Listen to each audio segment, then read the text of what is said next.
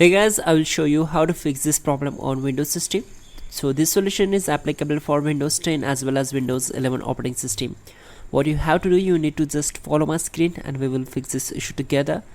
So we need to open device manager to update the drivers of any devices. So you can right click here on start icon and click on device manager. You can also open it from the search bar. Simply type your device manager and click here to open it. So you will get all the drivers of the devices those are running on your system, and for each and every drivers device, the updating system is same for each and every. For example, I want to update the drivers of keyboards, so simply I will right click on it, select properties, go to drivers tab, click on update driver.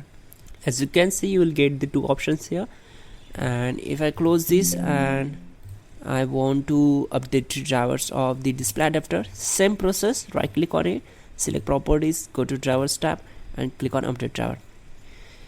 You will get these all options, same options in each and every device. So select the first option, then the best drivers will be installed automatically. If this not work, then just go back and select the second option. Then click on let me pick from a list of available drivers on my computer. You will get the multiple models here. Select one of them, click on next, and there we go. It will refresh my display because I am updating the drivers of the display adapters. So there we go. After the updating drivers, we need to simply restart our system to complete the updation of drivers.